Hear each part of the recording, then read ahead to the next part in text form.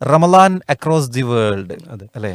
ലോകത്തിൻ്റെ വിവിധ ഭാഗങ്ങളിൽ നിന്നും അവരുടെ റമലാൻ അനുഭവങ്ങൾ പങ്കുവെക്കുന്ന ഒരു പ്രത്യേക പ്രോഗ്രാമാണ് റമലാൻ അക്രോസ് ദ വേൾഡ് എന്ന് പറയുന്ന പ്രോഗ്രാം. പ്രാവശ്യം ഇന്നത്തെ ലൈവിൽ നമ്മളോടൊപ്പം ചേരുന്നത് ഒരു GCC കൺട്രി ഒക്കെ പൊതുവെ നമുക്ക് കുറേയൊക്കെ അണ്ടർസ്റ്റുഡ് ആയിരിക്കും, അല്ലെങ്കിൽ നമ്മുടെ റിലേറ്റീവ്സ് ഒക്കെ അവിടെ ഉണ്ടാകുമ്പോൾ അവിടുത്തെ ഒരു റമലാൻ അനുഭവങ്ങൾ കുറേയൊക്കെ നമുക്ക് ഒരു പരിചിതമായിരിക്കും. പക്ഷെ ഇന്ന് ഒരു യൂറോപ്യൻ കൺട്രി അല്ലേ, സ്പെയിനിൽ നിന്നാണ് റമലാൻ അക്രോസ് ദി വേൾഡ് എന്ന പ്രോഗ്രാമിലേക്ക് അതിഥിയായി എത്തുന്നത് അസീം ആദം. അസീമാദമാണ് നമ്മളോടൊപ്പം. സ്പെയിനിൽ നിന്നാണ് അദ്ദേഹം ജോയിൻ ചെയ്യുന്നത്. അദ്ദേഹം അവിടെ telecommunications officer in United Nations global service centre, അതെ, അത്തരം ഒരു പോസ്റ്റിലാണ് വർക്ക് ചെയ്തുകൊണ്ടിരിക്കുന്നത്. ഏതായാലും അദ്ദേഹത്തെ ഈ ഒരു പീസ് റേഡിയോ പ്രോഗ്രാമിലേക്ക് സ്വാഗതമാണ്. അസ്സലാമു അലൈക്കും വറഹ്മത്തുള്ളാഹി. താങ്കളുടെ പേര് അസീം ആദം അല്ലേ? എത്ര കാലമായി നിങ്ങള് സ്പെയിനില്? 2 വർഷമായി ഇവിടെ വന്നിട്ട്. 2 വർഷമായി. ഓക്കെ, 2 വർഷം മുമ്പാണ് അവിടെ എത്തിയിട്ടുള്ളത് അല്ലേ? ഞങ്ങൾ ഇന്ന് പീസ് റേഡിയോ ലൈവിൽ ഒന്ന് ഷമീലാണ്, അതുപോലെ ഞാൻ ഷമീം കണ്ടു. വളരെയധികം സന്തോഷം സ്പെയിനിൽ നിന്നും ഈ പരിശുദ്ധമായ റമദാൻ മാസത്തിൽ നമ്മുടെ പീസ് റേഡിയോ പ്രേക്ഷകരോടൊപ്പം ഒരു റമദാൻ അനുഭവം പങ്കുവെക്കാൻ താങ്കളെ കിട്ടിയതിൽ. ഓക്കെ, അസീം സാഹിബ്, അവിടെ എന്നാണ് റമദാൻ തുടങ്ങിയത്? ഇന്നിപ്പോൾ ഇവിടെ 3ാമത്തെ റമദാൻ നോമ്പായി. അവിടെയോ? ഇവിടെ ബുധനാഴ്ച. അപ്പൊ 4ാമത്തെ നോമ്പായി അല്ലേ? ഓക്കെ. നാട്ടില് എവിടെയാണ് അസീം സാഹിബ്? കോട്ടക്കലടുത്ത്, മലപ്പുറം കോട്ടക്കലടുത്തുള്ള ഉദുക്കങ്ങൽ പഞ്ചായത്തിൽ. മലപ്പുറംകാരനാണ്. അൽഹംദുലില്ലാ. സാധാരണ നമ്മളൊക്കെ മറ്റേ വിദേശ രാജ്യങ്ങൾ എന്ന് പറഞ്ഞാൽ നമ്മുടെയൊക്കെ മനസ്സിൽ, അല്ലെങ്കിൽ പൊതുവെ ഒരു കേരളക്കാരൻ മൈൻഡ് എന്ന് പറഞ്ഞാൽ GCC കൺട്രിയിൽ അങ്ങനെയൊക്കെയാണ് ഉണ്ടാവല്. സ്പെയിനിലൊക്കെ വളരെ അപൂർവമാണ് ആളുകൾ എത്താനുള്ളത്. എങ്ങനെ നിങ്ങൾ അവിടെ എത്തിച്ചേർന്നു എന്നുള്ളൊരു ചോദ്യമാണ് ആദ്യം ചോദിക്കുന്നത്. ഞാൻ ശരിക്കും UN-ന്റെ വിവിധ ഓഫീസുകളിൽ, അതായത് പീസ് കീപ്പിങ്ങിലാണ്, സമാധാന സേനയിലാണ് ഞാൻ വർക്ക് ചെയ്യുന്നത്, പീസ് കീപ്പിംഗ് ഓപ്പറേഷൻസ്. അതില് ഫസ്റ്റ് ഞാൻ കുവൈറ്റിലായിരുന്നു. അപ്പൊ കുവൈറ്റിൽ നിന്ന് ഇറാഖ്-കുവൈറ്റ് ബോർഡറിലുള്ള ഒരു യൂണിക്കോം എന്ന് പറഞ്ഞ മിഷനിലാണ് ആദ്യം തുടങ്ങിയത്. പിന്നെ അതിനുശേഷം ലെബനാനിലെത്തി. പിന്നെ ആഫ്രിക്കയിലെ ഈ കമ്പാല എന്ന് പറയുന്ന സ്ഥലത്ത്, യുഗാണ്ട കേട്ടിട്ടുണ്ടാവും, യുഗാണ്ടയുടെ ക്യാപിറ്റൽ, അവിടെ ഉള്ളൊരു എൻഡബെ ഒരു ബേസിലെത്തി. അതിനുശേഷം കുറച്ചു കാലം പിന്നെ ഇവിടെ മാലിയിൽ, വെസ്റ്റ് ആഫ്രിക്കയിലായിരുന്നു, സെനഗലിന്റെ മാലി, ബമാക്കോ എന്ന് പറയുന്ന സിറ്റി, അവിടെയായിരുന്നു കുറച്ചു കാലം. അതൊരു 6 വർഷത്തോളം. അത് കഴിഞ്ഞിട്ട് ഇപ്പൊ ഇവിടെ എത്തിയിട്ട് 2 വർഷം. അപ്പൊ അവിടുത്തെ മിഷൻ ക്ലോസ് ചെയ്തപ്പോൾ അവരിങ്ങോട്ട് ട്രാൻസ്ഫർ, ഇവിടെ വേറെ പോസ്റ്റ് വന്നപ്പോൾ ഇങ്ങോട്ട് തന്നതാണ്. അങ്ങനെ വന്നാണ് ഞാനിവിടെ പല രാജ്യങ്ങളിലൂടെ സഞ്ചരിക്കുന്ന 5 ഇയേഴ്സിന്റെ മുകളിൽ വർക്ക് ചെയ്യാൻ തുടങ്ങിയിട്ട്. എത്ര രാജ്യങ്ങളിലൂടെ ഇപ്പോ നിങ്ങളുടെ സർവീസ് നടത്തിയിട്ടുണ്ട്? അതാണ് ഇപ്പൊ മെയിനായിട്ട് കുവൈറ്റ്, പിന്നെ ലെബനോൻ, പിന്നെ ആഫ്രിക്കയിലെ 2 സ്ഥലങ്ങൾ. ഇതാണ് ജോലിയായിട്ട്. പിന്നെ 5ാമത്തെ ഇവിടെ. പിന്നെ ട്രെയിനിങ്ങിനൊക്കെ ആയിട്ട് അവിടെ ഇവിടെയൊക്കെ കുറച്ചൊക്കെ പോയിട്ടുണ്ട്, ഇറ്റലിയിലും. മാഷാ അല്ലാഹ്, അപൂർവം ആളുകൾ കിട്ടുന്ന ഒരു അവസരമാണ് നിങ്ങൾ കിട്ടിയിട്ടുള്ളത് അല്ലേ? ഓക്കെ, സ്പെയിനിൽ എങ്ങനെയാ, മലയാളികളൊക്കെ ഉള്ള ഇടങ്ങൾ തന്നെയാണോ പൊതുവെ? കമ്മ്യൂണിറ്റി ഉണ്ട്. ഇപ്പൊ ഞാൻ നിൽക്കുന്ന സിറ്റിയുടെ പേര് വാലൻസിയ എന്നാണ്. ഇവിടെയും ഉണ്ട്, മലയാളി അസോസിയേഷൻ ഒക്കെ ഉണ്ട്, കേരള സമാജമൊക്കെ ഉണ്ട്. പക്ഷെ നമ്മൾ അത്രയുണ്ട് അവരായിട്ട് മിക്സ് ആയിട്ടില്ല. കാരണം നമ്മൾ നിൽക്കുന്നത് സ്കൂളിന്റെ കാരണം, നമ്മൾ കുട്ടികളെ പഠിക്കുന്ന സ്കൂളിന്റെ അടുത്താണ് താമസം. അപ്പൊ സിറ്റിയുടെ കുറച്ച് പുറത്താണ്. സിറ്റിയിൽ നിന്ന് ബാർസലോണയ്ക്ക് പോകുന്ന ഹൈവേയുടെ സൈഡിലുള്ള വേറൊരു സിറ്റിയിലാണ് നമ്മൾ താമസിക്കുന്നത്. വാലൻസിയ എന്നൊരു 20 മിനിറ്റ്സ് ഡ്രൈവ്. മലയാളി കമ്മ്യൂണിറ്റി ഉണ്ട് ഇവിടെ. സ്കൂളിലും നമ്മൾ ഈ നിൽക്കുന്നിടത്ത് കുറവാണ്. അറബികളും പാകിസ്ഥാനികളും ഒക്കെ, അങ്ങനത്തെ മുസ്ലിം, ചില ഈ നോർത്ത് ഇന്ത്യൻസ് ഒക്കെ ഉണ്ട്. എങ്കിലും മലയാളീസ് ഞങ്ങൾ നിൽക്കുന്ന ഈ സ്പോട്ടിൽ കുറവാണ്. പക്ഷെ നിയർ ബൈ സിറ്റി ആയിട്ടുള്ള ഈ പറഞ്ഞ വാലൻസിയയിൽ ഉണ്ട് മലയാളീസ് ഇഷ്ടം പോലെ. ഓക്കെ, അവിടെ ഇപ്പോ ഏതാ സമയം? ഇപ്പൊ ഇവിടെ വൈകുന്നേരമാണ്. അവിടെ ഇപ്പൊ ഏതാ സമയം? ഇവിടെ വൈകുന്നേരം 5:30 ഇവിടെ 1 മണി, ഉച്ചക്ക് 1 മണിയാണ് അല്ലേ? 4.5 മണിക്കൂർ പുറകിലാണ്. 4 മണിക്കൂർ പുറകിലാണ് നിങ്ങൾ. പിന്നിൽ വരുന്ന ആളുകളാണ് നിങ്ങൾ. ഓക്കെ, പൊതുവെ അവിടുത്തെ ഒരു ഡെയിലി ലൈഫ് റൊട്ടീൻ ഒക്കെ എങ്ങനെ? നിങ്ങൾ നോമ്പ് പറഞ്ഞ് കുറെ വെയിറ്റ് ചെയ്തിട്ടാണ് നമ്മൾ നോമ്പ് കഴിച്ചിട്ട് കുറെ കഴിഞ്ഞിട്ടാണോ നിങ്ങൾ അത്താഴം കഴിക്കുന്നത്? അതെ. അവിടെ എത്ര ടൈം ഉണ്ട്? സുബഹും മഗ്‌രിബും തമ്മിൽ എത്ര ടൈം ഉണ്ട്? ഇപ്പൊ ഏകദേശം 6:20 സുബഹിയുടെ ബാങ്ക് കൊടുക്കുന്നത്. 6:20 അല്ലേ? അതുപോലെ ഇഫ്താർ ടൈം എന്ന് പറഞ്ഞാൽ വൈകുന്നേരം 6:45 ഏകദേശം ആ സമയത്ത് ബാങ്ക്. അങ്ങനെ മാറിക്കൊണ്ടിരിക്കും കേട്ടോ, ഇങ്ങനെ എക്സ്പാൻഡ് ആയിക്കൊണ്ടിരിക്കുക. ഓക്കെ. പിന്നെ അവിടുത്തെ ഒരു ഫുഡ് സ്റ്റൈലൊക്കെ എങ്ങനെയാ? ഏഹ്, ഭക്ഷണം കാര്യങ്ങളൊക്കെ? ഫുഡ് സ്റ്റൈൽ എന്ന് പറഞ്ഞാൽ ഇപ്പൊ നമ്മള് നോമ്പ് തുറയുടെ നോമ്പ് തുറയുടെ രീതി പറഞ്ഞാൽ ഇപ്പൊ നമ്മള് മെയിൻ ആയിട്ട് നോമ്പ് തുറ ഉണ്ടാവും. ഓ. റെഗുലർ ആയിട്ടുണ്ടാവും. ചിലടത്ത് വീക്ക്ലി സാറ്റർഡേ സൺഡേ വീക്കെൻഡിലൊക്കെ കൂടുതലായിട്ടുണ്ടാവും. അങ്ങനത്തെ രീതിയാണ് ഇവിടെ. നമ്മൾ നിൽക്കുന്ന ഈ സ്പോട്ടിലുള്ള ഒരു ഒറ്റ പള്ളിയേ ഉള്ളൂ ഇവിടെ. ഇവിടെ ഒരു മൊറോക്കൻസ് ആണ് ലീഡ് ചെയ്യുന്നത്. അപ്പൊ അവരുടെ രീതിയിലുള്ള നോമ്പ് തുറ അവിടെ ഉണ്ടാവും. ഓക്കെ. പൊതുവെ പള്ളികളൊക്കെ ഉണ്ടോ സ്പെയിനിലെ? എന്താ അവിടുത്തെ ഒരു മുസ്ലിം പോപ്പുലേഷൻ കാര്യങ്ങളൊക്കെ എങ്ങനെയാ ശരിക്കും വരുന്നത്? അതെ, പള്ളികളുണ്ട്. പള്ളികള് പിന്നെ 20ഓളം പള്ളികള് നമ്മൾ ഗൂഗിളിൽ അടിച്ചാൽ കാണാം. മസ്ജിദ് നിയർ മീ എന്ന് അടിച്ചു കഴിഞ്ഞാൽ നമുക്ക് ഈ സിറ്റിയിലെ പള്ളി കാണാം. അപ്പൊ അതിലൊരു ഏകദേശം 22 പള്ളികളോളം ഉണ്ട് ഇവിടെ. പിന്നെ ഗൂഗിളില് പിന്നെ ലൊക്കേഷൻ ഇടാത്ത പള്ളികളും കുറെ ഉണ്ടെന്ന് കേട്ടിട്ടുണ്ട്. ഓക്കെ. മാഷാ അല്ലാ, അത്രത്തോളം ഉണ്ടല്ലേ.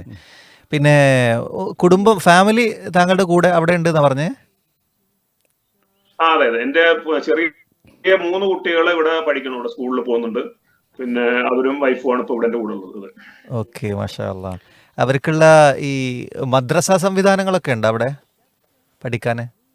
മദ്രസ സംവിധാനങ്ങൾ ഇവിടെ ഉണ്ട് കുറെയൊക്കെ. പക്ഷെ എങ്കിലും അത് അത്ര നമുക്ക് റീച്ചബിൾ അല്ല. ഒന്നാമത് പിന്നെ വീക്കിലി വൺസ് ഒരു ക്ലാസ്സേ ഉള്ളൂ. അതാണ് കണ്ടർത്തോളം. വീക്കെൻഡിൽ ഒരു ക്ലാസ് അല്ലെങ്കിൽ 2 ക്ലാസ്സേ ഉണ്ടാവുള്ളൂ. പിന്നെ ചില പള്ളികളിലൊക്കെ അസറിന് ശേഷം വൈകുന്നേരം ക്ലാസ് എടുക്കുന്നുണ്ട്. അപ്പൊ ഒരു കുഴപ്പം വെച്ച് കഴിഞ്ഞാൽ ഈ പിന്നെ ഇവിടെ ആദ്യം ബാലൻസിയിലൊക്കെ ഒരു പാകിസ്ഥാനി ഒരു ഇമാമായിരുന്നു ക്ലാസ് എടുത്തത്. അപ്പൊ അവരൊക്കെ പഠിക്കാത്ത കുട്ടികളെ വല്ലാതെ അടിക്കുകയും ചെയ്യും, ഇടിക്കുകയും ചെയ്യാം. പുറത്തിങ്ങനെ കൈ ചുരുട്ടി ഇടിക്കുകയും ചെയ്യും. അപ്പൊ നമ്മളെ കുട്ടികളൊക്കെ ആളെ കൈ കിട്ടിയാൽ പിന്നെ മിക്കവാറും പീസായിട്ടേ കിട്ടുള്ളൂ. അതുകൊണ്ട് അവിടെ വിടാത്ത നമ്മൾ ഓൺലൈൻ മദ്രസയാണ് ചെയ്യുന്നത്. അതാണ്. വേറെ എന്തൊക്കെയാണ് അവിടുത്തെ നോമ്പിന്റെ വിശേഷങ്ങൾ? ഇവിടെ മൊറോക്കൻസ് നടത്തുന്ന അതെ അതെ, മറ്റ് നോമ്പിന്റെ വിശേഷങ്ങൾ എന്തൊക്കെയാണ് അവിടെ സ്പെയിൻ? പിന്നെ ഇവിടെ വെച്ചാല് പിന്നെ ഒരു കമ്മ്യൂണിറ്റി ഗാദറിംഗ് എന്ന് പറഞ്ഞാൽ പള്ളി ബേസ്ഡ് ആയിട്ടുള്ള ഗാദറിംഗ് ഉള്ളൂ. വലിയ സംഘടനകൾ അങ്ങനൊന്നും ഇല്ല ഇവിടെ. അപ്പൊ അതുകൊണ്ട് തന്നെ അവർക്ക് ഓരോ പള്ളിക്കാരും അവരുടേതായ രീതിയിൽ ചെയ്യുന്ന നോമ്പുറകളാണ്. പാകിസ്ഥാനി പള്ളികളിൽ അവരുടെ ഫുഡ് കാര്യങ്ങൾ, അതായത് പാകിസ്ഥാനി ഇന്ത്യൻസുള്ള ഇതൊക്കെ ബിരിയാണി അങ്ങനത്തെ സാധനമാണ് കൂടുതൽ വിളമ്പണത്. പിന്നെ ഈ ഡേറ്റ്സും ഫ്രൂട്ട്സും യോഗട്ട്, ഇതിന്റെ തൈര്, പാല്, കുറച്ചൊക്കെ സ്വീറ്റ്സ് ഒക്കെ വെക്കും. അതാണ് സാധാരണ ഈ പാകിസ്ഥാനി അവരുടെ ഇതിൽ കണ്ടിട്ടുള്ളത്. മൊറോക്കൻസിന്റെ ഇതില് മെയിൻ ആയിട്ട് തന്നെ ഈ പറഞ്ഞ പോലെ കുറച്ച് ജ്യൂസസ് കാര്യങ്ങൾ ഉണ്ടാവും. അവരുടെ ഈ നമ്മളെ ഈ ഉണ്ടല്ലോ പിന്നെ തമറിന്തി എന്നൊക്കെ പറയുന്ന പോലത്തെ ഡ്രിങ്ക്സ് അതുണ്ടാവും. പിന്നെ അതിന്റെ പുറമെ ഫ്രൂട്ട്സും പിന്നെ ഈത്തപ്പഴം. പിന്നെ മെയിൻ ആയിട്ട് അവർ ഈ ചിക്കനൊക്കെ താജി എന്നൊക്കെ പറഞ്ഞിട്ട് ഒരുതരം ഈ ചിക്കൻ ഒരു ഗ്രേവിയിലാക്കിയിട്ട് ഉള്ളൊരു സംഭവം ഉണ്ടാവും. പിന്നെ ഈ ഒരുതരം കട്ടി കൂടിയ കുബൂസ്, നമ്മളെ അവിടെ ഗൾഫിൽ കിട്ടുന്ന നാട്ടിൽ കിട്ടുന്ന കുബൂസ് അല്ല, കുറച്ച് നാട്ടിൽ ഒരു ബന്നിന്റെ സൈസിൽ അത്രയും തിക്നെസ് കൂടിയ ഒരു കുബൂസ് ഉണ്ടാവും. അതൊക്കെയാണ് അവരുടെ സ്റ്റൈല്. അത് മൊറോക്കൻസിന്റെ കാര്യം ഇപ്പൊ ലാസ്റ്റ്. റമദാനിൽ സ്പെയിനിൽ നിൽക്കാൻ അവിടുത്തെ ഒരു പ്രത്യേക സാഹചര്യങ്ങളൊക്കെ അനുസരിച്ച് മുന്നോട്ട് പോകാനെങ്കിൽ കഴിയേണ്ടതല്ലോ. അത് മാത്രമല്ല, ഇപ്പോൾ സ്പെയിനിൽ നിൽക്കുമ്പോൾ തന്നെ അദ്ദേഹത്തിന്റെ എക്സ്പീരിയൻസ് പാകിസ്ഥാനിലുള്ള ആൾക്കാരുടെ ഇഫ്താർ, അതുപോലെ മൊറോക്കൻസിന്റെ, വേറെ ഏതെങ്കിലും രാജ്യക്കാരുണ്ട് അതുപോലെ? ഇവിടെ മിക്സ്ഡ് ആണ് കമ്മ്യൂണിറ്റി. ഇവിടെ കുറച്ച് ഈജിപ്ഷ്യൻസ് ഉണ്ട്. ഇപ്പൊ ഞങ്ങൾ ഈ നിസ്കരിക്കുന്ന തൊട്ടടുത്തുള്ള പള്ളിയിലെ റമദാനിലെ എല്ലാ തറാവിയും എഷായൊക്കെ ലീഡ് ചെയ്യുന്ന ഒരു ഈജിപ്ഷ്യനാണ് ഇമാമ്, അതൊന്ന്. പിന്നെ ഒരു ഈ അൾജീരിയൻ ആളുകൾ കുറച്ചുണ്ട് ഇവിടെ, അൾജീരിയക്കാരുണ്ട്, ടുണീഷ്യക്കാരുണ്ട്. പിന്നെ ആഫ്രിക്കൻ പോപ്പുലേഷൻ ഇവിടെ എല്ലായിടത്തും ഉണ്ട് ഇഷ്ടം പോലെ. ഈ വെസ്റ്റ് ആഫ്രിക്കയിലെ മുസ്ലിംസ് ആണല്ലോ കൂടുതൽ. ഈ പറയുന്ന ബമാക്കോ, സെനഗല് അങ്ങനത്തെ കൺട്രികളിൽ നിന്ന് വരുന്ന പിന്നെ ആഫ്രിക്കൻസും ഇവിടെ ഉണ്ട്. പക്ഷെ ഞങ്ങൾ ഈ നിൽക്കുന്ന സ്ഥലത്ത് ഒരാളെ അധികം പള്ളിയിൽ വരുന്നതായിട്ട് കണ്ടിട്ടുള്ളൂ. നമ്മള് വാലൻസിയയിൽ നിന്ന സമയത്ത് കൂടുതലായിട്ട് ഒരു 10-30 ആൾക്കാരൊക്കെ 20-30 ആൾക്കാർക്ക് റെഗുലർ ആയിട്ട് നോമ്പവർക്ക് പള്ളിയിൽ ഉണ്ടാവാറുണ്ട് ഏകദേശം ആഫ്രിക്കൻസും. പൊതുവെ ഈ സ്പെയിനിലൊക്കെ നമ്മൾ ഒരു ഹലാൽ ഫുഡുകളുടെ അവസ്ഥയൊക്കെ എന്താണ് ശരിക്കും? ഹലാൽ ഫുഡ് എന്ന് പറഞ്ഞാൽ ജനറലി വലിയ ഈ സൂപ്പർ മാർക്കറ്റ് ചെയിനുകളിൽ ഇപ്പൊ നമ്മുടെ കാരിഫോർ പോലത്തെ അങ്ങനത്തെ വലിയ ഷോപ്പുണ്ട്. മർക്കഡോണ എന്ന് പറഞ്ഞൊരു വലിയ ചെയിൻ ഉണ്ട്, അതുപോലെ കൺസൂം ഉണ്ട്, പിന്നെ ഈ ഇതുണ്ട് കാരിഫോർ ഉണ്ട്. ഇവിടെ ഒന്നും നമ്മൾ അങ്ങനെ ഹലാൽ ഫുഡ് വല്ലാതെ പ്രതീക്ഷിക്കാൻ പറ്റില്ല. പക്ഷെ അതേ സ്ഥാനത്ത് മൊറോക്കൻസ്, ഞാൻ ഈ ഷോപ്പുകളുടെ കാര്യം ഇപ്പൊ പറയണത്, അതിന്റെ പുറമെ റെസ്റ്റോറന്റിന് അതിന് ശേഷം പറയാം. അപ്പൊ അങ്ങനത്തെ ഇടത്തൊന്നും കിട്ടില്ല, ഈ ഹലാൽ ഫുഡ് കിട്ടില്ല. പക്ഷെ അതേ സ്ഥാനത്ത് പിന്നെ മൊറോക്കൻസും പാകിസ്ഥാനികളും ഒക്കെ നടത്തുന്ന കടകളുണ്ട്. അവിടെ ഹലാൽ ഫുഡ് മീറ്റുകളൊക്കെ കിട്ടും. അതാണൊന്ന്. അപ്പൊ നമ്മൾ വാങ്ങിച്ച് വീട്ടിൽ കുക്ക് ചെയ്യുന്നതിന്റെ കാര്യമാണ് ഈ പറയുന്നത്. പിന്നെ റെസ്റ്റോറൻറ്റ്സിന്റെ കാര്യത്തിലാണെങ്കിൽ റെസ്റ്റോറൻറ്റ്സ് ഇതുപോലെ തന്നെ നോർമലി സാധാരണ ഇവിടുത്തെ ഫുഡ് ചെയിനിലൊന്നും ഈ ഹലാൽ ഫുഡ് ഉണ്ടാവില്ല. പക്ഷെ അതേ സ്ഥാനത്ത് ഇപ്പൊ ടൗണിന്റെ ഏതൊരു ഭാഗത്താണെങ്കിലും ഒരു 5 മുതൽ 10 മിനിറ്റ് നടക്കുന്ന ദൂരത്തിനുള്ളതായിട്ട് ഒരു പിസ്സ ഷോപ്പ്, ഈ മറ്റേ ഇന്ത്യൻസ്, മറ്റേ നമ്മളെ പാകിസ്ഥാനികൾ അല്ലെങ്കിൽ മൊറോക്കൻസ് ഒക്കെ നടത്തുന്ന ഷോപ്പുകൾ ഉണ്ടാവും. പിസ്സ ഉണ്ടാവും, അതുപോലെ ഷവർമ്മ കടകളുണ്ട്. ഷവർമ്മയ്ക്ക് ഒരു ഡോണർ എന്നാ വിളിക്കുക ഇവിടെ. അത് ഷവർമ്മ ഇവിടുന്ന് കഴിച്ചാലും ഹലാലാണെന്ന് പറയുന്നത്. നോൺ ഹലാൽ ഷോപ്പ് ആണെങ്കിലും സാധാരണ ഷോപ്പ് ആണെങ്കിലും ഹലാലായിരിക്കും. കാരണം അതിന്റെ മീറ്റ് വരുന്ന തുർക്കിന്നാണ്. തുർക്കിയിൽ നിന്ന് പ്രോസസ് ചെയ്തിട്ട് ഇങ്ങനെ ഒരു വലിയ ഇതുണ്ടല്ലോ, ഇങ്ങനെ വെച്ച് ഇങ്ങനെ കറക്കണ സാധനല്ലേ, അത് അവിടുന്ന് പിന്നെ പ്രോസസ് ചെയ്ത് വരുന്ന സംഗതിയാണ്. തുർക്കിയുടെ മീറ്റാണ്. അപ്പൊ അത് ഹലാലായിരിക്കും എന്ന് പറയുന്നത്. അപ്പൊ അങ്ങനെ എന്തായാലും ഒരു 5-10 മിനിറ്റുകളിൽ നടക്കാവുന്ന ദൂരത്ത് തന്നെ ഹലാൽ റെസ്റ്റോറന്റുകൾ ഇഷ്ടം പോലെ ഉണ്ട്. സ്പെയിനിൽ ശരിക്ക് ഞാൻ മനസ്സിലാക്കിയുള്ള ഒരു കാര്യം, നോർമലി സ്പെയിൻ ഒരു മതമില്ലാത്ത രാജ്യമായിക്കൊണ്ട് ചർച്ചുകൾ പോലും അടച്ചുപൂട്ടുന്ന ഒരു സാഹചര്യം അവിടെയൊക്കെ അങ്ങനെ ഒരു ബാർ രൂപത്തിലേക്കൊക്കെ മാറിക്കൊണ്ടിരിക്കുകയെന്നൊക്കെയാണ് കേട്ടിട്ടുണ്ടായിരുന്നത്. ഒരു 2 വർഷം മുമ്പ് ഒരു സ്പെയിൻകാരനായിട്ടുള്ള ഒരു ഇൻട്രാക്ഷൻ ചെയ്യുന്ന സമയത്ത് അദ്ദേഹം പറഞ്ഞതാണ്, ഒരു മതമില്ലാത്തൊരു രാജ്യമായിട്ട് സ്പെയിൻ മാറിക്കൊണ്ടിരിക്കുകയാണ്. അത് നിങ്ങളുടെ ഒരു ശരിക്കുള്ളൊരു വിലയിരുത്തൽ എന്താണ് ആ ഒരു കാര്യത്തിൽ? അത് കുറച്ചൊക്കെ നിങ്ങൾ പറഞ്ഞത് ശരി തന്നെയാണ്. ജനറലി ഇപ്പോഴത്തെ യൂത്ത് പിന്നെ മതങ്ങളിലൊന്നും വിശ്വസിക്കാത്ത ഒരു രീതിയിലേക്കാണ് കാര്യങ്ങൾ പോകുന്നത്. പിന്നെ ഈ ചർച്ച് എന്ന് പറയുന്നത് അധികം വീക്കിലി വൺസ് ഒക്കെ ഓപ്പറേറ്റ് ചെയ്യണുള്ളൂ. അത് നമ്മളെ ഒരു 5 നേരം നിസ്കാരം, അങ്ങനെ ഒരു ലൈവ് രീതി കുറവാണ് അവർക്ക്. പിന്നെ ക്രിസ്മസിനും അങ്ങനത്തെ ഒരു പരിപാടിക്കൊക്കെയാണ് ഇത് കാര്യമായിട്ട് അവിടെ പോപ്പുലേഷൻ ഉണ്ടാവുള്ളൂ അവരുടെ സ്ഥാപനങ്ങളിൽ. പക്ഷെ എങ്കിലും മുസ്ലിം പോപ്പുലേഷൻ കൂടി വരുന്നുണ്ട്. അത് എല്ലാവരും പ്രാക്ടീസിങ് എന്ന് നമുക്ക് പറയാൻ പറ്റുമോ അറിയില്ല. എങ്കിലും ഇവിടെ പിന്നെ ഒരു 2.5 മില്യൺ, അത് 25 ലക്ഷത്തോളം മുസ്ലിങ്ങൾ സ്പെയിനിലുണ്ട്. പിന്നെ ഞാൻ പറഞ്ഞ 10-25 പള്ളികൾ ഞാൻ നിൽക്കുന്ന സ്ഥലത്ത് തന്നെ ഉണ്ട്. മാഡ്രിഡിൽ എവിടെ പോയാലും പള്ളികളുണ്ട് ഇഷ്ടം പോലെ. അവിടെ പിന്നെ ഇവിടെ മാഡ്രിഡിൽ ഒരു വലിയൊരു പള്ളിയുണ്ട്. ഒരു 10,000-ഓളം പേർക്ക് നിസ്കരിക്കാവുന്ന ഒരു സൗദി ഫണ്ട് എന്നാണ് ഞാൻ കേട്ടിട്ടുള്ളത്. വലിയൊരു പള്ളിയുണ്ട്. അപ്പോ അങ്ങനെയൊക്കെ ഈ ഇസ്ലാമിക സ്ഥാപനങ്ങൾ വളർന്നു വരുന്നുണ്ട്. മറ്റുള്ളത് ഈ പറഞ്ഞ പോലെ ജനങ്ങളെല്ലാം തന്നെ ഈ പറഞ്ഞ പോലെ വേൾഡ്ലി ലൈഫിലേക്കാണ് കൂടുതലും.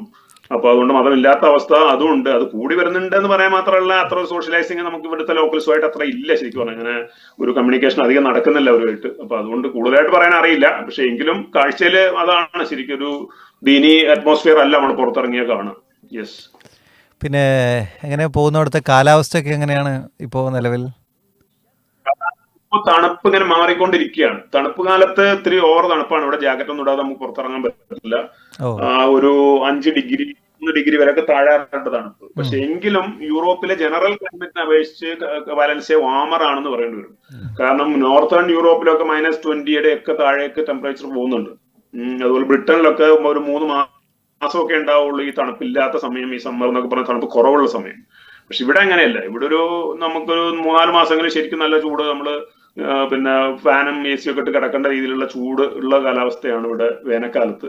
തണുപ്പ് കാലത്ത് നമ്മൾ ഹീറ്റർ ഉപയോഗിക്കേണ്ടി വരും. അതുപോലെ പുറത്തിറങ്ങുമ്പോൾ ജാക്കറ്റ് ഉപയോഗിക്കേണ്ടി വരും. കുറച്ച് തണുപ്പുണ്ട്. എന്നാലും അത്ര ഒരു കടുത്ത തണുപ്പ് എന്ന് പറയുന്ന അവസ്ഥ വാലൻസിയയില് കുറവാണ്. കാരണം ഇത് മൊറോക്കോട് അടുത്ത് നിൽക്കുന്ന അറബ് കൺട്രീസിനോട് ഇങ്ങോട്ട് സദേൺ സൈഡാണ് ശരിക്കും. ഇത് യൂറോപ്പിന്റെ ഏറ്റവും സൗത്തിലാണ് നമ്മൾ നിൽക്കുന്നത്.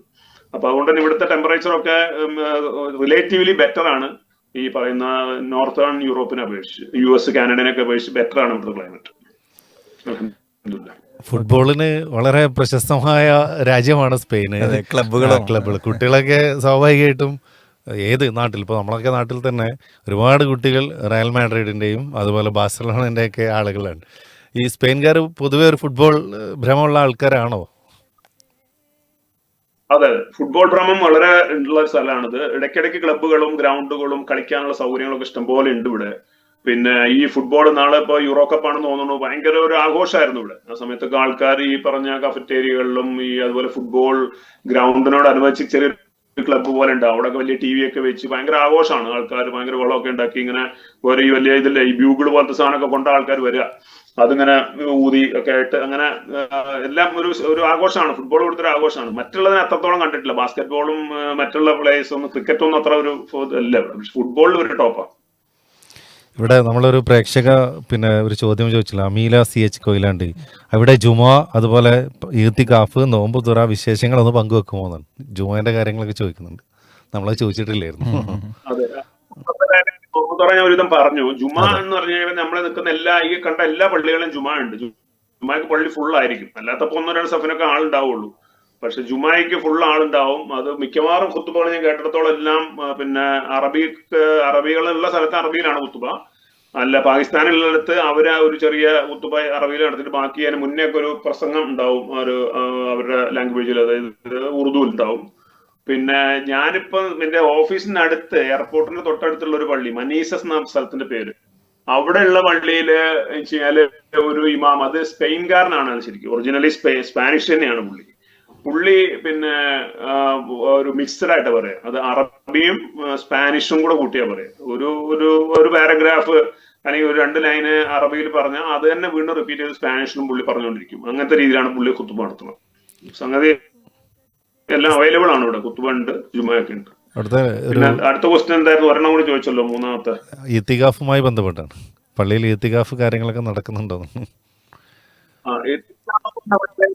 പള്ളിയേറ്റം അത്ര സജീവമല്ല ഇത്തിക്കാഫിന്റെ കാര്യത്തില്. ഞാൻ ഈ ഒരു പാകിസ്ഥാനി പള്ളിയിൽ താമസ സമയത്ത് അവിടെ ഇത്തിക്കാഫ് കുറെ പേരുണ്ടാവും, ഒരു 5 പേര് 10 പേരൊക്കെ ഉണ്ടാവും. അല്ലെങ്കിൽ ഈ തബ്ലീഗുകാരൊക്കെ വന്നൊക്കെ താമസിക്കുന്ന അങ്ങനെയൊക്കെ ഇത്തിക്കാഫ് ഉണ്ട്. പക്ഷെ അധികം എന്നാലും കുറച്ച് ഒരു സ്ഥിരമായിട്ട് പള്ളി വരുന്നവർ 2-3 പേരൊക്കെ ഉണ്ടാവുള്ളൂ. എന്നാലും ഇത്തിക്കാഫ് ഉണ്ടായിരുന്നു ആ പള്ളിയിൽ. ഇവിടെ അറബി പള്ളിയിൽ അങ്ങനെ ഇത്തിക്കാഫ് കണ്ടിട്ടേ ഇല്ല. പക്ഷെ ഖിയാമുല്ലയില് താല്പര്യമുള്ളവർക്ക് വേണമെങ്കിൽ 2-3 പേര് ഒക്കെ ആരെങ്കിലും ഒക്കെ സംഘടിച്ച് ചിലപ്പോഴൊക്കെ ഖിയാമുല്ലയിൽ ഉണ്ടാകും ലാസ്റ്റ് 10 ദിവസം. അതും അത്ര റെഗുലർ ഒന്നും അല്ല, എല്ലാവരും ഒന്നും കിട്ടാറില്ല അതിന്. എന്നാലും ഉണ്ട്, സംഗതിയൊക്കെ പ്രാക്ടീസ് ചെയ്യേണ്ടവർ പ്രാക്ടീസ് ചെയ്യാം. പിന്നെ എങ്ങനെയാണ് പീസ് റേഡിയോ എങ്ങനെ കണക്ട് ചെയ്യപ്പെട്ടത്? പീസ് റേഡിയോ നമ്മളെ സുഹൃത്തുക്കളൊക്കെ ഉണ്ടല്ലോ, നമ്മളെ പിന്നെ ഈ നെറ്റ്വർക്കിനകത്ത് നമ്മളുള്ളതല്ലേ. അപ്പൊ നമ്മള് മദനി, PN അബ്ദുൽ ലത്തീഫ് മദനി, ഇവരൊക്കെ നമുക്ക് അറിയുന്നതാണ് നേരിട്ട്. അങ്ങനെയൊക്കെ പണ്ട് മുതലേ നമ്മൾ ഇതിലൊക്കെ ആയിട്ട് കണക്റ്റഡ് ആയിട്ടാണ് ഉള്ളത്. അതുപോലെ പിന്നെ സ്പെയിനിലെ ശരിക്കുള്ള കുവൈറ്റിലായിരുന്നു മുമ്പ് കുറെ കാലം ഞാൻ. സ്പെയിനിന്റെ ഒരു ഇപ്പോൾ നിങ്ങളൊക്കെ സ്പാനിഷ് ലാംഗ്വേജ് ആണോ, അല്ലെങ്കിൽ അവിടുത്തെ അല്ലാത്ത ആളുകൾ കൂടുതലായിട്ട് ഉപയോഗിക്കുന്ന ലാംഗ്വേജ് ഏതാണ്? ഇപ്പോൾ നമ്മൾ ആരെങ്കിലും അങ്ങോട്ട് വരികയാണെങ്കിൽ ഏത് ഭാഷ പഠിച്ചിട്ടാണ് നമ്മൾ വരേണ്ടതെന്ന് ചോദിക്കും. മാഡ്രിഡിലൊക്കെ ഇംഗ്ലീഷ് ചിലവാകും, ബാർസലോണിലും കുറെ പറ്റും. വാലൻസിയയിൽ അത്ര പോരാ. ഇവിടെ സ്പാനിഷ് തന്നെയാണ്. ഇവിടെ 4 ലാംഗ്വേജ് വേറെ ഉണ്ട്. ഇവരെ തന്നെ വാലൻസിയാനോ എന്ന് പറഞ്ഞ ലാംഗ്വേജ് ഉണ്ട്, സ്പാനിഷ് ഉണ്ട്. ഇതൊക്കെയാണ് ഇവരെ ലോക്കൽസ് കൂടുതൽ സംസാരിക്കുക. പക്ഷെ ഇത് ഈ സ്പാനിഷ് പഠിച്ചെടുക്കൽ അത്ര എളുപ്പമല്ല. അപ്പൊ ഞാൻ തന്നെ 2 വർഷമായി ഇവിടെങ്കിലും ഞാൻ അധികം സ്പാനിഷ് എനിക്ക് കൂടുതലായിട്ടൊന്നും അറിയില്ല. എന്റെ ഓഫീസിലൊക്കെ ഇംഗ്ലീഷാണ് സംസാരിക്കുന്നത്. ഈ സ്പാനിഷ് സ്റ്റാഫുമായിട്ടും നമ്മള് പിന്നെ ഇതില് ഇംഗ്ലീഷ് സംസാരിക്കുക. എന്റെ താഴെ തന്നെ ജൂനിയർ സ്റ്റാഫ് 3 പേര് സ്പെയിൻകാരാണ്. അവരുടെ തന്നെ നമ്മൾ ഇംഗ്ലീഷിലാണ് പറയുക. കാരണം നമ്മൾ ഈ ടെലികോമിന്റെ വർക്ക് ആയതുകൊണ്ട് എല്ലാം ഇംഗ്ലീഷാണ് കൂടുതൽ വേണ്ടി വരും. അപ്പൊ അതാണ് വിഷയം. പിന്നെ കുട്ടികൾ സ്കൂളിൽ ഇംഗ്ലീഷ് മീഡിയത്തിലാണ് പഠിക്കുന്നത്. പക്ഷെ സ്പാനിഷ് അവർക്ക് ഒരു ലാംഗ്വേജ് ആയിട്ട് പഠിക്കാനുണ്ട്. അപ്പൊ അവർ കുറച്ചും കൂടി ബെറ്റർ ആണ് ഈ കാര്യത്തിൽ. വൈഫ് ഒരു ക്ലാസ്സിന് പോയിട്ട് നിർത്തിയതാ, പുള്ളിക്കാർക്ക് അങ്ങോട്ട് ക്ലിക്ക് ആയില്ല. കാരണം അവർ സ്പാനിഷിൽ തന്നെ സ്പാനിഷ് പഠിപ്പിക്കുമ്പോൾ അങ്ങനെ പഠിക്കാൻ പറ്റില്ല.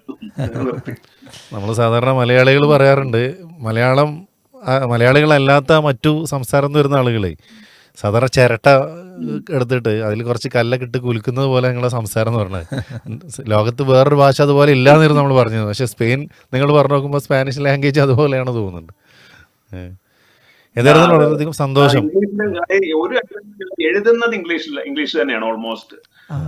ചില ലെറ്റേഴ്സ് മാത്രമേ വ്യത്യാസമുള്ളൂ. ഇപ്പൊ ഞ എന്ന് പറയുന്ന നമ്മളെ ഞാൻ എന്ന് പറയുന്ന പോലത്തെ ലെറ്റർ ഉണ്ട്. എന്നിന്റെ മുകളിൽ 2 മുത്തുള്ളൂ. അതാണ് ഞ. മനാന നമ്മൾ വായിക്കും ഇംഗ്ലീഷിൽ. മന്യാന എന്ന് പറഞ്ഞാൽ ടുമാറോ എന്നർത്ഥം. അതൊക്കെ ഇംഗ്ലീഷ് പോലെ തന്നെയാണ്, ചെറിയ വ്യത്യാസമുള്ളൂ എഴുതുന്ന കാര്യത്തിൽ. പക്ഷെ സംസാരം ടോട്ടലി ഡിഫറെന്റ്. പിന്നെ ഇനി എന്നാ നാട്ടിലോട്ട്? നാട്ടില് നോർമലി ഒരു വർഷത്തിലൊരു മാസം ഒക്കെ, ഒരു ജൂലൈ ഓഗസ്റ്റിലൊക്കെയാണ് നാട്ടിലുണ്ടാവുക. ഒരു ചോദ്യം കൂടെ, നമ്മളെ ഇപ്പോഴുള്ള യുവാക്കളൊക്കെ പ്രത്യേകിച്ച് വിദ്യാർത്ഥികളൊക്കെ പഠിക്കാനും അല്ലെങ്കിൽ ജോലി ചെയ്യാനും ഒരു ക്വിറ്റ് ഇന്ത്യ പ്രസ്ഥാനത്തിൻ്റെ ആൾക്കാരാണ്. ഒക്കെ ഇന്ത്യ വിട്ട് മറ്റു പല സ്ഥലങ്ങളിൽ. അങ്ങനെ ഒരു ജോബ് ഓപ്പർച്യൂണിറ്റി എന്നുള്ള നിലയിൽ സ്പെയിനിൽ എന്തെങ്കിലും സാധ്യതകളൊക്കെ ഉണ്ടോ? ബെറ്റർ ഓപ്പർച്യൂണിറ്റി ഉണ്ടോ? എന്താണ് അതിൻ്റെ ഒരു അവസ്ഥ? അതുണ്ട് എന്നും പറയാം, ഇല്ല എന്നും പറയാം. കാരണം ഇവിടുത്തെ പോപ്പുലേഷൻ ഡിക്ലൈനിങ് ആണ്. ഇവിടെ ആളുകളുടെ എണ്ണം കുറഞ്ഞുകൊണ്ടേ ഇരിക്കുകയാണ്. അതാണ് ഒരു വിഷയം. അതുകൊണ്ട് ഇവർക്ക് കുറച്ചൊക്കെ മാൻ പവർ വേണം. പക്ഷെ എങ്കിലും ഇവിടെയും തന്നെ നമ്മുടെ നാട്ടിലുള്ള പോലെ തന്നെ ഈ പറയുന്ന ജോബ് ഇല്ലാത്ത അവസ്ഥ അതുണ്ട്. പിന്നെ ജോബ്ലെസ് ആളുകൾ ഇഷ്ടം പോലെ ഉണ്ട്. അപ്പൊ അതുകൊണ്ട് തന്നെ ഇവിടുത്തെ റൂളൊക്കെ അനുസരിച്ച് ശരിക്കും നമ്മൾ പുറത്തുനിന്ന് ഒരാൾ ഇങ്ങോട്ട് വരണം എന്നുണ്ടെങ്കിൽ ഇവിടെ ഇല്ലാത്ത ട്രേഡിലുള്ള ആൾക്കാരൊക്കെ വരാൻ പറ്റുള്ളൂ ശരിക്കും. ഇപ്പൊ ഈ റെസ്റ്റോറന്റ് ഒക്കെ നടത്തുന്നവർ ഈ തന്തൂരി കുക്ക് എന്നൊക്കെ പറഞ്ഞവരെ പേരിട്ടിട്ട് അങ്ങനത്തെ ആളുകളൊക്കെയാണ് കൊണ്ടുവരുന്നത് ശരിക്കും. അതാണ് ലീഗലി നമുക്ക് എംപ്ലോയീസ് ഇങ്ങോട്ട് വരുന്ന രീതി. പിന്നെ ഹൈടെക് ആയിട്ടുള്ള ഈ റിസർച്ച് ഒക്കെ ചെയ്യുന്നവര്, പിന്നെ PhD ഒക്കെ കഴിഞ്ഞ് അങ്ങനത്തെ ഇൻസ്റ്റിറ്റ്യൂട്ടുകളിൽ വർക്ക് ചെയ്യുന്നവര്, ചില സ്പെഷ്യൽ ഫീൽഡുകളിലൊക്കെ അതുണ്ട്. അതല്ലാതെ ഉള്ള എമിഗ്രൻസ് ആയിട്ട് ഇവിടെ വന്ന് ഇവിടെ അങ്ങ് പിന്നെ അസൈലം പോലെ, ഇവിടെ ഒരു അഭയാർത്ഥി പോലെ ആളുകൾ ഇവിടെ തന്നെ അങ്ങ് കൂടി അങ്ങനത്തെ രീതിയാണ് പിന്നെ ഉള്ളത്. അവർക്ക് ഗവൺമെന്റ് ഒരു സപ്പോർട്ട് കൊടുക്കും, അതായത് ഒരു സ്റ്റൈപ്പൻഡ് കൊടുക്കും. പിന്നെ അവർക്ക് പിന്നെ ജോലി കണ്ടുപിടിക്കാൻ ഇവിടെ എന്ത് വേണമെങ്കിൽ ജോലി വേണമെങ്കിൽ ചെയ്യാം, ഗവൺമെന്റ് റെസിഡൻസി കാർഡ് കിട്ടും. അതല്ലാതെ നോർമലി പെട്ടെന്ന് ഒരു വർക്ക് വിസയിൽ വരല് ഇവിടെ വളരെ എളുപ്പമുള്ള കാര്യമല്ല. പിന്നെ അധികം പേരും ചെയ്യണമെന്ന് വെച്ചാൽ സ്റ്റുഡന്റ് ആയിട്ട് വരികയാണ് ചെയ്യുന്നത്. സ്റ്റുഡൻസ് ആയിട്ട് ഒരുപാട് പേര് വരുന്നുണ്ട്, യങ്സ്റ്റേഴ്സ് അതാ ചെയ്യണം അധികം. യൂണിവേഴ്സിറ്റികളിൽ അത് എളുപ്പമാണ്, റിലേറ്റീവ്ലി എളുപ്പമാണ് അങ്ങനെ കിട്ടാൻ. അങ്ങനെ കിട്ടിക്കഴിഞ്ഞാൽ അവർക്ക് ആ ഒരു 4 വർഷത്തേക്കൊക്കെ ഒരു കാർഡ് ഉണ്ടാവും, ഈ പറഞ്ഞ റെസിഡൻസി. അത് വെച്ച് അവര് പുറത്ത് ജോലി ചെയ്യാനും അവർക്ക് പെർമിഷൻ ഉണ്ട്. ഇത്ര മണിക്കൂർ എന്തോ ലിമിറ്റ് ഉണ്ട്, അത്രേ ഉള്ളൂ. എന്നാലും പുറത്ത് ജോലി ചെയ്യാം, കുറച്ച് അത്യാവശ്യം ചെലവുള്ള പൈസ ഒക്കെ കിട്ടും. ഗവൺമെന്റ് കുറച്ച് സ്റ്റൈപ്പൻഡ് ഒക്കെ കൊടുക്കുന്നുണ്ട് അങ്ങനെ സ്റ്റുഡൻസിനൊക്കെ. അങ്ങനെയൊക്കെയുള്ള ഒരു രീതിയിലാണ് കാര്യങ്ങൾ നടക്കുന്നത് ഇവിടെ കൂടുതലായിട്ട്. ഒരു ജീവിതശൈലി വെച്ച് നോക്കുമ്പോൾ ഇപ്പോൾ നമ്മളൊരു കമ്പാരിസൺ ചെയ്യാൻ പാടില്ല എങ്കിലും നമ്മൾ ചോദിക്കണം, ഒരു കേരളത്തിൻ്റെ ഒരു ലൈഫ് സ്റ്റൈൽ ആൻഡ് ഓൾസോ സ്പെയിനിലെ ഒരു ലൈഫ് സ്റ്റൈലും നമ്മൾ കമ്പയർ ചെയ്യുമ്പോൾ ബെറ്റർ ലൈഫ് സ്റ്റൈലായിട്ട് നിങ്ങൾക്ക് ഏതാണ് തോന്നിയിട്ടില്ല ശരിക്കും? ലൈഫ് സ്റ്റൈൽ എന്ന് പറഞ്ഞാൽ ഇവരുടെ ക്വാളിറ്റി ഓഫ് ലൈഫ് ലിവിങ് കുറച്ചും കൂടി ബെറ്റർ ആണ് ഇവര്. കാരണം ഇവര് കുറച്ചും കൂടി സ്റ്റാൻഡേർഡ് ആയിട്ടാണെല്ലാം കാര്യങ്ങൾ ചെയ്യുക. ഫുഡ് ഈറ്റിംഗ് ആണെങ്കിലും കണ്ടമാനം ഒരുപാട് ഭക്ഷണം കഴിക്കില്ല, പക്ഷെ വളരെ കുറച്ച് ക്വാണ്ടിറ്റി ആണെങ്കിലും അത് നല്ല ക്വാളിറ്റിയുള്ള ഭക്ഷണം കഴിക്കുക, നല്ല ക്വാളിറ്റിയിലുള്ള ഡ്രസ്സ് ഇടുക, കുറച്ച് പഴകിയ ഡ്രസ്സൊക്കെ ഒഴിവാക്കുക, നല്ല ഡീസെന്റ് ആയിട്ടുള്ള വണ്ടി, ഡീസെന്റ് ആയിട്ടുള്ള ഒരു താമസ സൗകര്യം, അങ്ങനത്തെ ഒരു ചെലവാക്കുന്ന രീതിയിലാണ് ഇവരുടെ ഒരു ജീവിത രീതി. അതിന്റെ കാരണം ഒന്നാമത് സോഷ്യൽ സെക്യൂരിറ്റി ഉണ്ട്. ഇപ്പൊ ജോലി പോയി കഴിഞ്ഞാൽ ഇവർക്ക് ഉടനെ തന്നെ ഗവൺമെന്റിന്റെ ഒരു കെയർ ഉണ്ട്.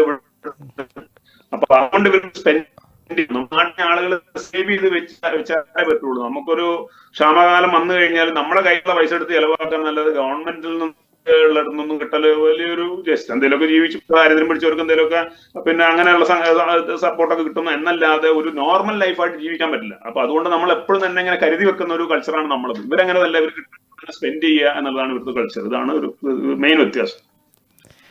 ഓക്കെ, അൽഹംദുലില്ലാ. അപ്പോൾ കുറച്ചധികം സമയം നമ്മളോടൊപ്പം സ്പെയിനിൽ നിന്ന് അസീം സാഹിബ് സ്പെൻഡ് ചെയ്തു. അൽഹംദുലില്ലാ, വളരെയധികം ഒരു വെറൈറ്റി എക്സ്പീരിയൻസ് ആണ്. നമ്മളെ പ്രേക്ഷകരും പല ആളുകളും പറയുന്നുണ്ട് സ്പെയിനിലെ വാർത്തകളും അറിയാൻ സാധിച്ചു എന്ന് പ്രേക്ഷകർ പങ്കുവെക്കുന്നുണ്ട്. എന്തായിരുന്നാലും പീസ് റേഡിയോ ഈവനിങ് ലൈവിൽ വരാനും സ്പെയിനിൻ്റെ ഒരു റമദാൻ കാര്യങ്ങൾ മാത്രമല്ല മൊത്തത്തിൽ ഒരുപാട് കാര്യങ്ങൾ പങ്കുവെക്കാനും സാധിച്ചതിൽ വളരെയധികം സന്തോഷം. പീസ് റേഡിയോയുടെ കൂടെ ഉണ്ടാവണം. അതോടൊപ്പം തന്നെ ഇടയ്ക്കൊക്കെ ഇതുപോലെ ഇടയ്ക്ക് വരണം, ലൈവിലൊക്കെ വരാം. നാട്ടിൽ വരുമ്പോൾ പീസ് റേഡിയോ സ്റ്റുഡിയോയിലൊന്ന് വരും ഇൻഷാ അല്ലാ. അള്ളാഹു നമ്മൾ കോതമംഗലത്താണ്, അതുകൊണ്ട് നമ്മൾ കുറച്ചു കാലമായിട്ട് ഫാമിലി സെറ്റിൽ ആയിരിക്കുന്ന കോതമംഗലം. ഡിസ്റ്റൻസിന്റെ വിഷയമുള്ളൂ, പക്ഷെ എന്നാലും നമ്മൾ ട്രൈ ചെയ്യാം. ഏതായാലും അള്ളാഹു നിങ്ങൾക്ക് ഖൈറും ബർക്കത്തും നിങ്ങൾക്കും നിങ്ങളുടെ കുടുംബങ്ങൾക്കും അതുപോലെ നമുക്ക് എല്ലാവർക്കും നൽകട്ടെ എന്ന് ആത്മാർത്ഥമായിട്ട് പ്രാർത്ഥിക്കുകയാണ്. പീസ് റേഡിയോയുടെ കൂടെ വന്നതിൽ, ഈ ലൈവിൽ പ്രേക്ഷകരോടൊപ്പം കൂടിയതിൽ വളരെയധികം ഹൃദ്യമായ നന്ദി. അള്ളാഹു ഹുറമായ പ്രതിഫലം നൽകട്ടെ. ജസാക്കല്ലാഹു ഖൈറൻ. അസ്സലാമു അലൈക്കും വറഹ്മത്തുള്ളാഹി.